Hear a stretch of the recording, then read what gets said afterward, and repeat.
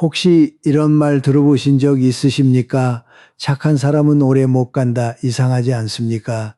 착하게 살라고 배웠습니다. 남에게 베풀라고 배웠습니다.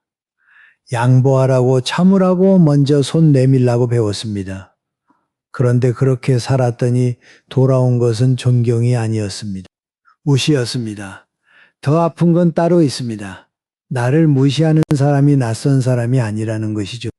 내가 가장 많이 베푼 사람, 내가 가장 아끼는 사람, 바로 그 사람이 나를 가장 가볍게 대합니다. 오늘 저는 여러분께 싸우는 법을 알려드리려는 것이 아닙니다. 화내는 법도 아닙니다. 다만 이것 하나만 말씀드리고 싶습니다. 착한 마음을 버리지 않으면서도 다시는 무시당하지 않는 방법이 있습니다. 그 이야기를 오늘 함께 나누겠습니다. 진국이야, 진국.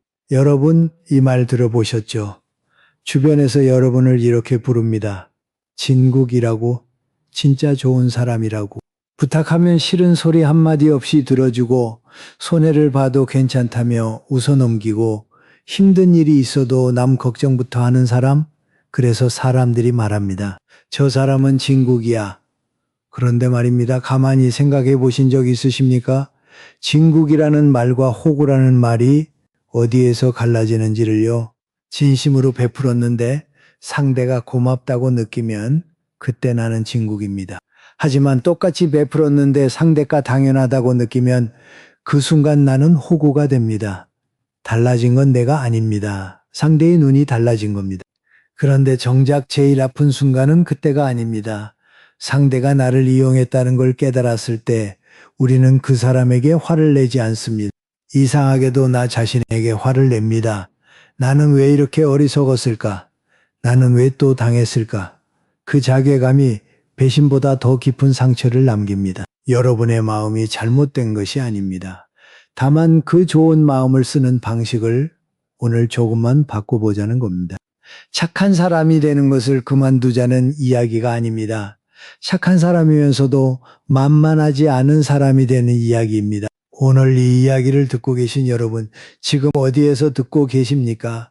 서울이신지 부산이신지 혹시 해외에 계신 분도 있으신지 궁금합니다. 댓글로 한 글자만 남겨주십시오. 지명 하나면 됩니다. 저도 여러분이 어디에 계신지 알고 싶습니다. 여러분 누군가에게 섭섭한 일을 당했을 때 어떻게 하십니까? 대부분은 이렇게 합니다. 말로 합니다. 내가 너한테 어떻게 했는데, 내가 그동안 얼마나 잘해줬는데 어떻게 이럴 수 있어? 이렇게 따지거나 아니면 조용히 사귀면서 속으로 끓습니다. 그런데 솔직히 말씀드리겠습니다. 말로 해서 바뀌는 사람은 거의 없습니다. 따지면 상대는 방어합니다. 화를 내면 오히려 왜 또 그러냐며 귀를 닫아버리죠. 참으면 참을수록 상대는 아무 문제 없구나 생각하고 더 편하게 대합니다. 그렇다면 진짜 나를 지키는 사람들은 어떻게 행동할까요? 이분의 이야기를 들려드리겠습니다. 신옥자 여사님, 올해 71살이십니다. 서울 외곽의 작은 아파트에서 혼자 사시는 분이죠. 아래층에 젊은 부부가 이사를 왔습니다. 처음엔 인사도 반갑게 하고 가끔 반찬도 나누어 먹었습니다. 그런데 시간이 지나면서 조금씩 달라졌습니다. 아이를 잠깐 봐달라는 부탁이 잠깐이 아니게 되었습니다. 택배도 신 여사님 집 앞에 놓으라고 기사에게 말해버렸습니다. 미리 이야기도 없이요. 한 번은 부부가 주말에 외출하면서 아이를 맡기고 갔는데 저녁이 다 되어서야 돌아왔습니다. 고맙다는 말은 문자 한 줄이었습니다. 감사합니다 이모님. 느낌표 하나. 신 여사님은 화가 나셨을까요? 물론이죠. 하지만 따지지 않으셨습니다. 왜 이렇게 당연하게 구느냐고 말하지도 않으셨습니다. 대신 다음 주부터 아주 작은 변화를 만드셨습니다. 아침이면 공원으로 나가셨습니다. 점심엔 구립도서관에서 책을 읽으셨습니다. 오후엔 경로당에 들르셨습니다. 집에 계시는 시간이 눈에 띄게 줄었습니다. 아래층 부부가 초인종을 눌러도 아무도 없었습니다. 설명도 없었습니다. 선언도 없었습니다. 다툼은 더더욱 없었죠. 재미있는 건 이겁니다. 신 여사님 현관 앞에는 늘 분홍색 고무 슬리퍼가 놓여 있었습니다. 그 슬리퍼가 사라지기 시작한 겁니다. 아래층 젊은 아내는 엘리베이터를 탈 때마다 무의식적으로 신 여사님 현관 앞을 봤는데 슬리퍼가 없었습니다. 어제도 없고 오늘도 없고 내일도 없었습니다. 아무 말도 없었지만 뭔가 달라졌다는 건 느껴졌습니다. 2주가 지났습니다. 그리고 어느 저녁 젊은 아내가 귤 한 박스를 들고 올라왔습니다. 현관문 앞에 서서 한참을 망설이다가 초인종을 눌렀습니다. 신 여사님이 문을 여시자 젊은 아내가 고개를 숙였습니다. 그동안 너무 당연하게 생각했어요. 죄송합니다. 신 여사님은 웃으시며 귤을 받으셨습니다. 괜찮아. 들어와서 차 한잔하고 가. 예전과 똑같은 미소였습니다. 하지만 예전과 똑같은 관계는 아니었습니다. 그날 이후 택배는 다시 아래층 주소로 돌아갔고 아이를 맡길 때는 꼭 하루 전에 여쭤봤습니다. 여러분, 옛날에 집집마다 마당 한쪽에 김치 항아리가 있었습니다. 기억하시죠? 마루 끝에 혹은 처마 밑에 항아리가 줄지어 놓여 있었습니다. 동네 사람들이 지나가다 인사하고 아는 사이니까 뚜껑 열어 한 젓가락 맛보고 갔습니다. 주인도 대수롭지 않게 여겼죠. 그런데 어느 날 주인이 항아리를 안으로 들여놓았습니다. 부엌 안쪽에 문을 닫아 두었습니다. 김치 맛이 변한 건 아닙니다. 똑같이 맛있습니다. 다만 이제는 아무나 뚜껑을 열 수 없게 된 거죠. 먹고 싶으면 문을 두드려야 합니다. 실례합니다. 김치 좀 나눠주실 수 있겠습니까? 하고 여쭤봐야 합니다. 여러분의 마음도 마찬가지입니다. 항아리를 안으로 들이십시오. 맛은 그대로입니다. 다만 아무나 열지 못하게 하는 겁니다. 그래서 오늘부터 하나만 해보시겠습니까? 저는 이것을 사흘의 법칙이라고 부릅니다. 누군가 여러분의 선을 넘었다고 느끼실 때 그 자리에서 바로 반응하지 마십시오. 하루를 참으십시오. 이틀째에는 여러분이 그 사람에게 평소 해주던 것 중 하나를 조용히 줄이십시오. 전화를 먼저 걸어주던 것을 안 걸면 됩니다. 반찬을 나눠주던 것을 이번 주는 쉬면 됩니다. 설명할 필요 없습니다. 사흘째 되는 날 가만히 지켜보십시오. 상대가 뭔가 달라졌다는 걸 느끼고 먼저 연락이 온다면 그 관계는 지킬 만한 겁니다. 하지만 사흘이 지나도 일주일이 지나도 아무런 변화가 없다면 여러분은 이미 답을 얻으신 겁니다. 하루 이틀은 우연이지만 사흘이 지나면 선택입니다. 잠깐 여기서 멈추겠습니다.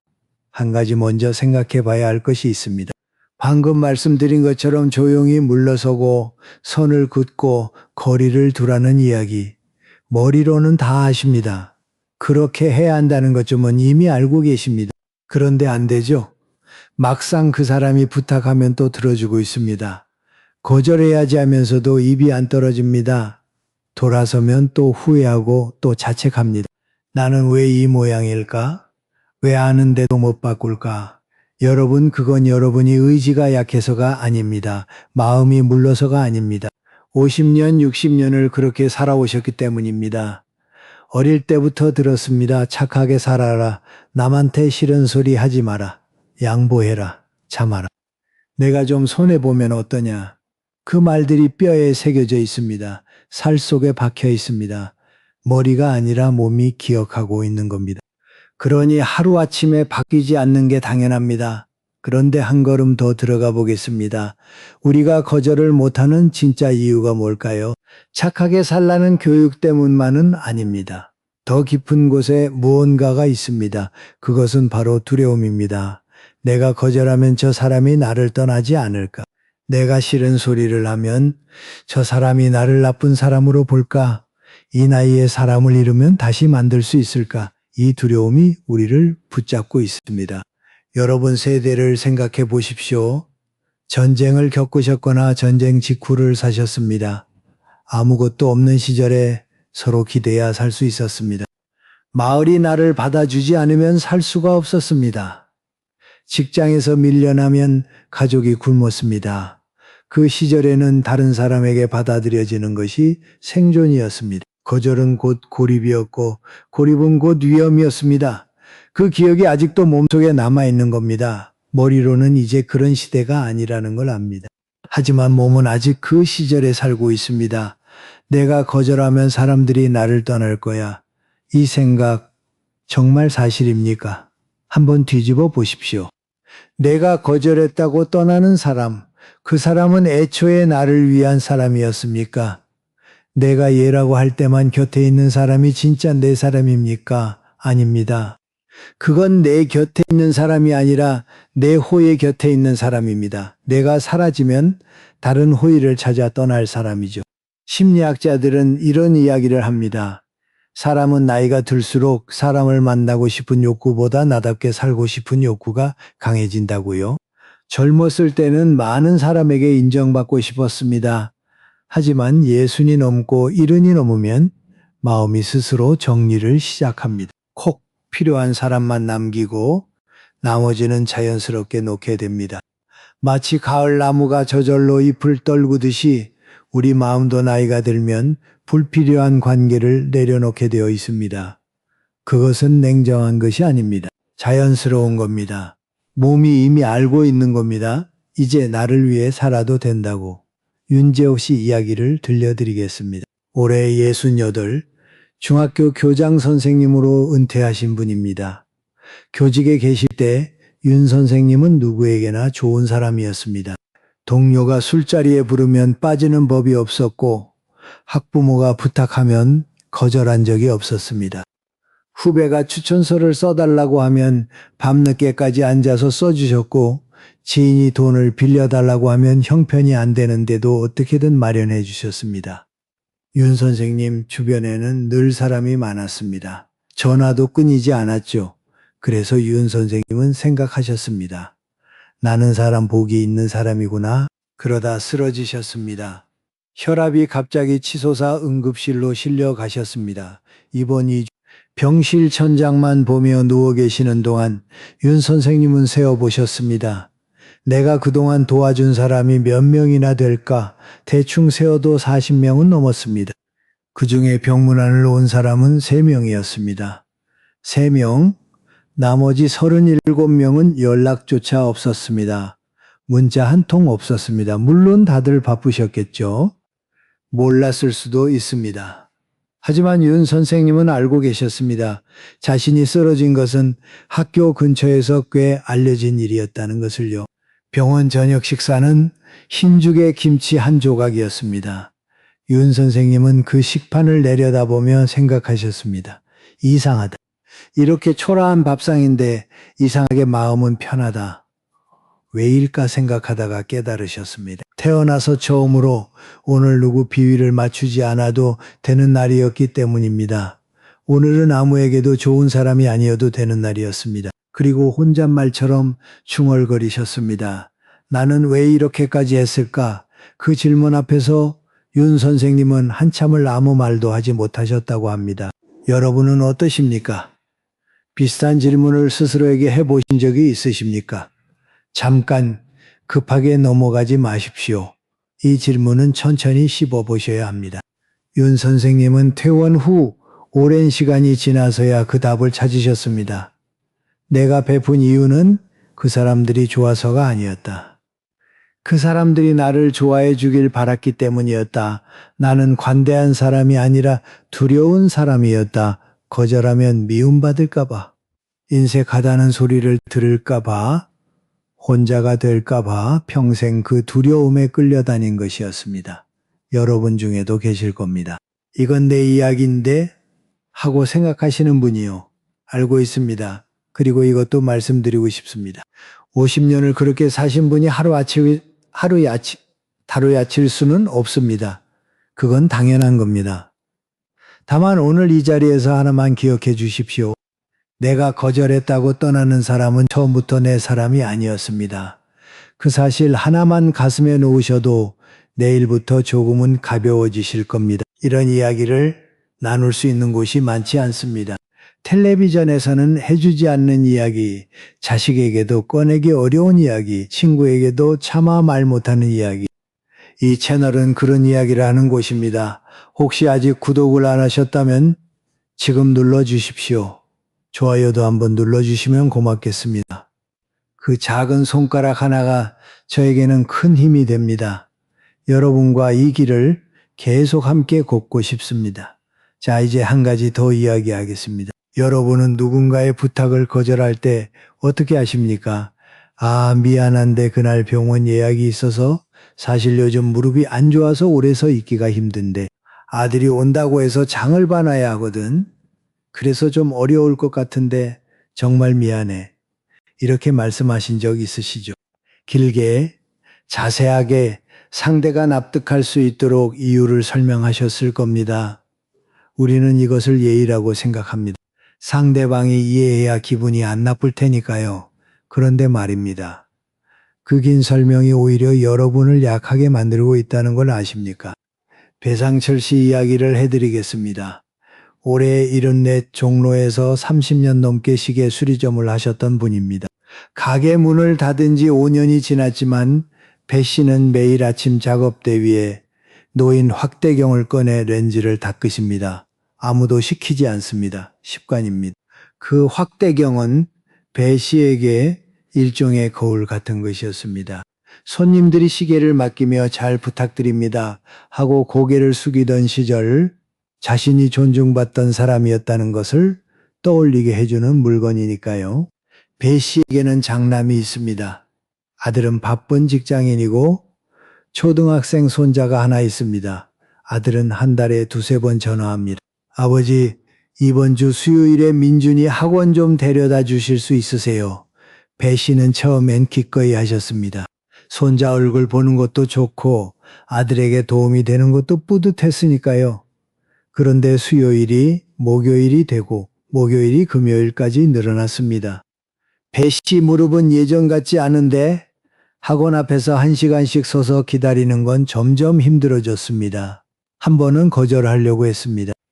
그때 배 씨 입에서 나온 말이 이것이었습니다. 그게 요즘 아버지가 무릎이 좀 안 좋아서 병원도 다녀야 하고 사실 지난주에도 좀 무리를 했거든. 그래서 이번 주는 좀 어려울 것 같은데 아들이 말했습니다. 그러면 수요일만 하시면 되잖아요. 목요일은 제가 알아볼게요. 배 씨는 결국 수요일에 나가셨습니다. 거절한 게 아니라 협상이 된 겁니다. 내가 이유를 말하면 상대는 그 이유를 해결하려 듭니다. 무릎이 아프다고 하면 그러면 짧게만 하세요. 병원이 있다고 하면 그러면 시간 바꾸면 되잖아요. 이유가 있으면 상대는 그 이유를 무력화시킵니다. 그리고 나는 다시 원래 자리로 돌아가게 됩니다. 몇 달이 더 지났습니다. 어느 날 아들이 또 전화했습니다. 이번 주도 민준이 학원 부탁드려도 될까요? 배 씨는 이번에는 다르게 말씀하셨습니다. 이번 주는 어렵겠다 한마디였습니다. 이유를 붙이지 않으셨습니다. 왜요? 라는 말이 나올 줄 알았습니다. 그런데 아들은 뜻밖의 잠시 침묵했습니다. 그리고 이렇게 물었습니다. 아버지, 혹시 어디 편찮으세요? 배 씨는 그 순간 가슴이 뭉클하셨다고 합니다. 수십 번 길게 설명하며 거절했을 때는 한 번도 묻지 않았던 안부를 딱 한마디 짧은 거절에 아들이 처음으로 물었으니까요. 긴 설명은 아들에게 이런 신호를 보내고 있었습니다. 아버지는 결국 해주실 거야. 조금만 밀면 돼. 하지만 짧은 거절은 전혀 다른 신호를 보냈습니다. 아버지한테 무슨 일이 있나? 내가 너무 함부로 한 건 아닌가? 생각해보면 이상한 일이 아닙니다. 회사에서 사장이 안 된다고 하면 직원이 왜요 하고 따지지 않습니다. 하지만 신입사원이 안 된다고 하면 왜 무슨 일 있어 하고 캐묻죠. 말이 짧은 사람은 권위가 있고 말이 긴 사람은 허락을 구하는 것처럼 보입니다. 김영석 교수님은 이런 말씀을 하신 적이 있습니다. 설명은 상대를 이해시키려는 것이 아닙니다. 내가 불안하기 때문에 하는 것입니다. 거절이 두려운 게 아니라 거절한 뒤에 미움받는 게 두려운 겁니다. 그래서 설명을 덧붙입니다. 나를 나쁜 사람으로 보지 말아 달라고, 나는 합당한 이유가 있으니 이해해 달라고 말이 길어지는 겁니다. 옛날 로마의 철학자 세네카가 이런 말을 남겼습니다. 우리는 실제보다 상상 속에서 더 많이 괴로워한다. 거절한 뒤에 상대가 나를 미워할까 봐 두렵습니다. 하지만 대부분의 경우 상대는 우리가 상상하는 것만큼 신경 쓰지 않습니다. 내가 1시간 동안 고민하고 괴로워한 그 거절을 상대는 5분 만에 잊어버리는 경우가 태반입니다. 그러니 오늘부터 한 가지만 연습해 보십시오. 거절할 때 10글자 안에서 끝내는 겁니다. 이번엔 어렵겠습니다. 다음에 연락드리겠습니다. 이것이면 됩니다. 미안하지만이라는 말도 빼십시오. 미안하다는 말을 붙이는 순간 내가 잘못한 사람이 됩니다. 거절은 잘못이 아닙니다. 혀가 굳는 것 같고 상대 눈치가 보일 겁니다. 괜찮습니다. 거울 앞에서 10번만 말해 보십시오. 어렵겠습니다. 어렵겠습니다. 10번이면 입에 붙습니다. 그리고 입에 붙으면 마음도 따라옵니다. 그런데 여러분, 한 가지 더 중요한 것이 있습니다. 거절할 때만 분명하면 되는 게 아닙니다. 평소에 어떤 사람인지가 더 중요합니다. 오늘은 기분이 좋아서 뭐든 다 해주고 내일은 몸이 안 좋아서 짜증을 내는 사람, 이런 사람 옆에 있으면 어떻습니까? 편하지 않습니다. 오늘은 괜찮은데 내일은 또 어떨지 모르니까 늘 눈치를 보게 됩니다. 자작나무를 아십니까? 하얀 껍질에 곧은 줄기. 봄에 특별히 화려하지도 않고 겨울에 유난히 초라하지도 않습니다. 사계절 내내 거의 같은 모습입니다. 그런데 이상하게도 아침에 눈을 떠서 창밖을 볼 때 그 나무가 서 있으면 마음이 놓입니다. 어제도 저기 있었고 오늘도 저기 있고 내일도 저기 있을 거라는 걸 아니까요. 사람도 마찬가지입니다. 기분 좋을 때나 나쁠 때나 똑같은 사람. 그 사람 곁에 있으면 마음이 편합니다. 왜냐하면 내일도 같을 거라는 걸 아니까요. 임정희 여사님 이야기를 해드리겠습니다. 올해 69 서울 망원동 시장에서 채소를 파시는 분입니다. 매일 새벽 5시에 일어나 가락시장에 가십니다. 어제 손주가 전화해서 기분이 좋았던, 어제 밤새 돌아가신 남편 생각에 눈물을 흘렸던, 새벽 5시에 일어나는 건 똑같습니다. 가게 문은 6시에 엽니다. 비가 오나 눈이 오나 6시입니다. 임 여사님에게는 외손녀가 둘 있습니다. 큰 아이가 13살, 작은 아이가 10살입니다. 어느 날 큰 손녀가 엄마에게 이런 말을 했습니다. 외할머니 집은 가기 싫어.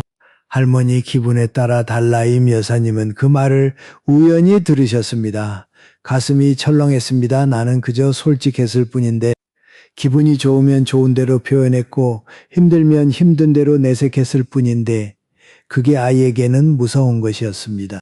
임 여사님은 그날부터 하나씩 바꿔나가셨습니다. 용돈은 정해진 날에만 3만 원. 기분이 좋아도 더 주지 않고 기분이 나빠도 줄이지 않았습니다. 몸이 힘든 날에는 화를 내는 대신 차분히 말씀하셨습니다. 할머니 오늘은 좀 쉬어야겠구나. 미안하다. 다음 주에 놀러 오렴. 짜증을 내지도 않고 억지로 괜찮은 척하지도 않으셨습니다. 그냥 있는 그대로, 하지만 언제나 같은 톤으로 말씀하셨습니다. 6달이 지났습니다. 큰 손녀가 엄마에게 이렇게 말했습니다. 외할머니 요즘 좋아? 할머니는 항상 똑같아서 편해. 항상 똑같아서 편해. 13살 아이의 이 한마디가 임 여사님의 반년을 다 안아주었습니다. 여러분의 손주는 여러분을 어떤 나무라고 생각할까요? 하버드 대학교에서 가족관계를 80년 넘게 추적한 연구가 있습니다. 세계에서 가장 오래된 행복 연구라고 하죠. 이 연구에서 밝혀진 것 중 하나가 이것입니다. 사람이 다른 사람을 신뢰할 때 가장 중요한 요소는 얼마나 잘해주느냐가 아니었습니다. 얼마나 한결같으냐였습니다. 매일 웃는 사람보다 매일 같은 사람이 더 믿음직합니다. 왜냐하면 우리는 내일도 같을 사람 곁에서 비로소 마음을 놓기 때문입니다. 쉬운 말로 풀어드리겠습니다. 식당을 생각해 보십시오. 어떤 식당은 사장님 기분이 좋은 날은 반찬이 5가지인데 안 좋은 날은 3가지입니다. 이런 식당의 단골이 될 수 있습니까? 반면에 항상 4가지, 많지도 않고 적지도 않고 하지만 언제 가도 똑같은 4가지, 우리는 이런 식당에 발길이 갑니다. 왜냐하면 안심이 되니까요. 오늘도 저 마시겠지? 내일도 저 마시겠지? 그 예측 가능함이 신뢰를 만드는 겁니다. 기분이 좋을 때 한 템포 낮추십시오. 화가 날 때 한 템포 멈추십시오. 기분이 태도가 되지 않게 하는 겁니다. 이 한마디를 오늘 가슴에 새겨두시면 좋겠습니다. 내 기분이 내 태도가 되지 말자. 바람이 불어도 흔들리지 않는 나무. 그것이 사람들이 곁에 두고 싶어 하는 어른의 모습입니다. 여기서 한 가지 질문을 드리겠습니다. 여러분 자녀에게서 전화가 오면 얼마나 빨리 받으십니까? 한번 울리기도 전에 받으시는 분 계시죠? 전화기를 손에 들고 기다리시는 분도 계실 겁니다. 아들이 이번 주말에 간다고 하면 금요일부터 장을 보십니다. 토요일 아침이면 밑반찬이 10가지가 넘습니다. 혹시 안 오면 어떡하나 전화기를 들었다 놨다 하십니다. 친구가 심심하다고 연락하면 하던 일을 멈추고 나가십니다. 나 시간 많아. 나올래. 우리는 이것을 사랑이라고 생각합니다. 내가 언제든 그들 곁에 있어주는 것이 좋은 부모이고 좋은 친구라고 믿습니다.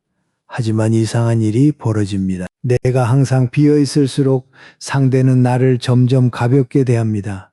언제든 만날 수 있는 사람은 굳이 서두를 필요가 없으니까요.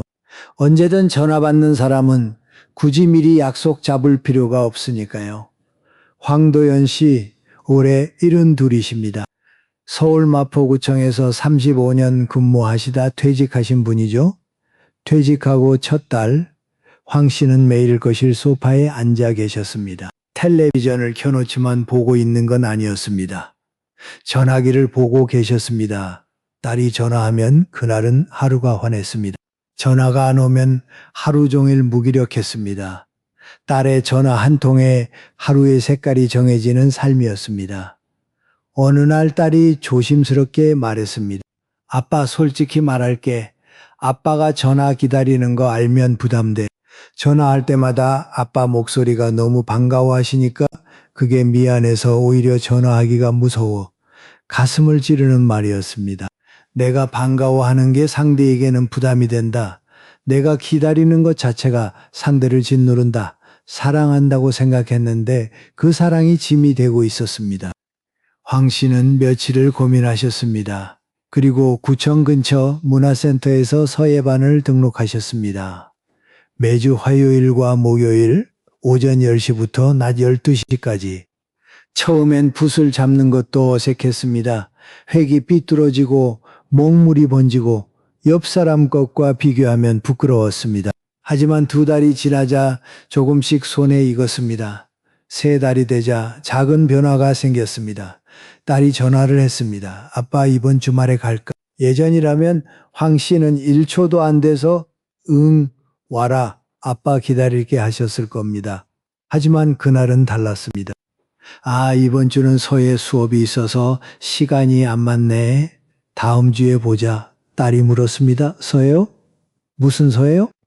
목소리에 짜증이 아니라 호기심이 있었습니다. 걱정이 아니라 관심이었습니다. 황 씨는 복도벽에 첫 번째 서예 작품을 걸어 두셨습니다. 글씨는 솔직히 잘 쓴 것은 아닙니다. 획이 좀 굵고 먹이 고르지 않습니다. 하지만 황 씨는 현관을 지날 때마다 그 액자를 봅니다. 그리고 웃습니다. 40년 만에 처음으로 누구를 위한 것도 아닌 오로지 나를 위해 만든 것이 생겼으니까요. 김영석 교수님은 100살이 넘으신 나이에도 매일 글을 쓰시고 책을 읽으시고 생각을 정리하십니다. 누가 시켜서가 아닙니다. 누구에게 보여주려는 것도 아닙니다. 그것이 교수님의 하루이기 때문입니다. 교수님은 이런 말씀을 하셨습니다. 남을 위해 비워둔 시간은 내 시간이 아닙니다. 나를 위해 채운 시간만이 진짜 내 것입니다. 옛말에 빈 수레가 요란하다는 말이 있습니다. 속이 빈 수레일수록 소리가 큽니다. 사람도 마찬가지입니다. 자기 삶이 비어있는 사람일수록 남의 말 한마디에 크게 흔들립니다. 자식이 오라 하면 뛰어가고 가라 하면 물러서고 전화 한 통에 하루가 좋았다 나빴다 합니다. 하지만 자기 일정이 있고 자기 취미가 있고 자기만의 시간으로 꽉 찬 사람은 쉽게 흔들리지 않습니다. 그 사람에게는 무게가 있습니다. 단단한 중심이 있습니다. 자식이라 해도 그 사람을 함부로 오라가라 할 수 없는 겁니다. 그러니 오늘부터 이것만 해보십시오. 일주일에 3가지 오직 나만을 위한 시간을 만드는 겁니다. 거창할 필요 없습니다. 월요일 아침 공원에서 30분 걷기, 수요일 오후 혼자 커피숍에서 커피 한 잔, 금요일 저녁 책 10쪽 읽기 이것이면 됩니다. 그리고 자녀가 전화해서 시간 되세요? 하고 물으면 1초 만에 응, 대하지 마시고 달력을 보는 척이라도 해보십시오. 잠깐만 이번 주 일정을 볼게. 달력에 공원 산책이라고만 적혀 있어도 괜찮습니다. 그것도 엄연한 일정입니다. 나의 일정입니다. 일주일에 3가지. 오직 나만을 위한 3가지. 그것이 시작입니다. 그 3가지가 모이면 여러분의 일주일이 달라집니다. 일주일이 달라지면 여러분을 바라보는 눈이 달라집니다. 이제 마지막으로 가장 어려운 이야기를 하겠습니다. 여러분이 듣기 불편하실 수도 있는 이야기입니다. 하지만 누군가는 해야 할 이야기라서 제가 하겠습니다. 최순덕 여사님, 올해 75이십니다. 대전에 사시는 분이죠. 최 여사님에게는 40년 지기 친구가 있었습니다. 박 여사님이라는 분입니다. 젊었을 때부터 함께 시장을 다녔습니다. 같은 절에 다녔습니다. 아이들 키우면서 서로 반찬도 나누고 남편 흉도 보고 울 때 어깨도 빌려주었습니다. 40년이면 가족이나 다름없습니다. 그런데 10년쯤 전부터 만남이 달라지기 시작했습니다. 박 여사님은 만나면 자기 이야기만 하셨습니다. 아들이 어느 회사 부장이 됐다. 며느리가 어느 집 딸이다. 손주가 영재반에 들어갔다. 거기까지는 괜찮았습니다. 친구니까 축하해 줄 수 있죠. 하지만 그 다음이 문제였습니다. 그래서 내 아들은 아직 과장이야. 손주는 학원 안 보내. 최 여사님은 웃으며 넘겼습니다. 처음에는요. 2번째도 넘겼습니다. 3번째도 넘겼습니다. 그런데 이상한 일이 생겼습니다. 박 여사님을 만나고 돌아오는 날이면 집에 도착했을 때 몸이 무거웠습니다. 감기에 걸린 것도 아닌데 온몸에 힘이 없었습니다. 거울을 보면 얼굴이 어두웠습니다. 매번 그랬습니다. 만나기 전보다 만나고 난 후가 더 힘들었습니다. 어느 날 최 여사님은 버스를 타고 오면서 혼자 생각하셨습니다. 40년을 알고 지냈는데 이 사람 앞에서 나는 왜 항상 작아질까? 40년이면 서로를 올려주는 사이여야 하는데 왜 만날 때마다 나는 깎여서 돌아오는 걸까? 최 여사님은 박 여사님과 절교하지 않으셨습니다.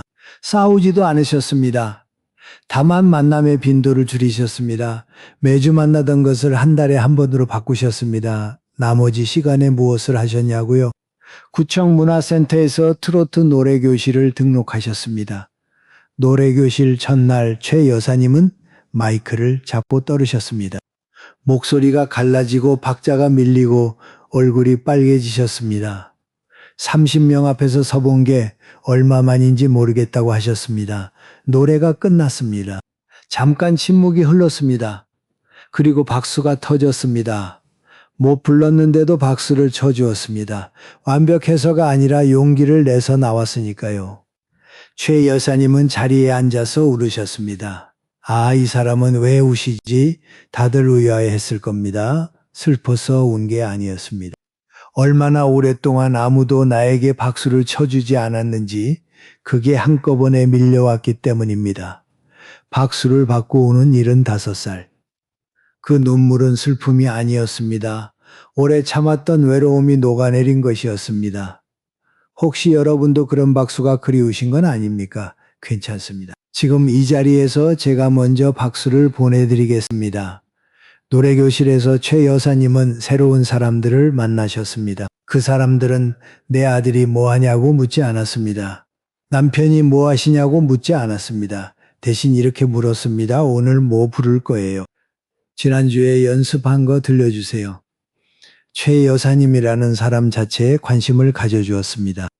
누구의 엄마도 아니고 누구의 아내도 아닌 그냥 최순덕이라는 사람에게요. 여러분, 우리는 오래된 관계를 지키는 것이 의리라고 배웠습니다. 40년 알고 지낸 사이인데 이 정도는 참아야지. 정이 있으니까 그러려니 해야지. 이렇게 생각합니다. 하지만 한번 뒤집어 보십시오. 40년의 정이 나를 깎아내리는 칼이 되었다면 그 정을 내려놓는 것이 나 자신에 대한 예의입니다. 김영석 교수님은 이렇게 말씀하셨습니다. 정은 아름다운 것입니다. 하지만 나를 아프게 하는 정은 정이 아니라 습관입니다. 우리가 지키고 있는 것이 진짜 정인지 아니면 그냥 오래되어서 끊기 귀찮은 습관인지 한 번쯤 물어볼 필요가 있습니다. 물론 모든 관계를 끊으라는 이야기가 아닙니다. 특히 가족은 더 복잡하죠. 자식에게 서운해도 형제에게 상처받아도 차마 끊을 수 없는 것이 가족입니다. 그럴 때는 끊는 대신 거리를 조절하십시오. 매일 전화하던 것을 이틀에 한 번으로, 명절마다 모든 것을 혼자 준비하던 것을 나눠서 하자고 말하는 것으로. 끊는 것이 아니라 느슨하게 하는 겁니다. 줄을 놓는 게 아니라 줄을 조금 더 길게 푸는 겁니다. 그래야 서로 숨을 쉴 수 있습니다. 계절이 바뀌면 옷장을 정리하시죠. 문을 열고 오래된 옷들을 꺼내봅니다. 이 옷은 20년 전에 샀는데 지금은 작아서 안 들어갑니다. 이 옷은 결혼식 때 입었는데 이제는 색이 바랬습니다. 버리기 아깝습니다. 추억이 있으니까요. 하지만 그 옷들을 다 붙잡고 있으면 옷장에 새 옷을 넣을 자리가 없습니다. 마음도 마찬가지입니다. 낡은 관계를 모두 붙잡고 있으면 새로운 사람이 들어올 자리가 없습니다. 최 여사님이 박 여사님과의 만남을 줄이지 않았다면 노래 교실에서 박수를 보내준 그 사람들을 만나지 못했을 겁니다. 옷장에 낡은 옷이 가득하면 새 옷을 넣을 자리가 없습니다. 마음도 그렇습니다. 오늘 긴 이야기를 함께 걸어오셨습니다. 6가지 이야기였지만 결국 하나의 이야기였습니다. 나를 지키는 이야기. 신옥자 여사님은 알려주셨습니다. 화를 내지 않아도 싸우지 않아도 조용히 문을 닫는 것만으로 사람의 태도는 바뀔 수 있다는 것을요. 유재호 선생님은 병원 천장을 바라보며 깨달으셨습니다.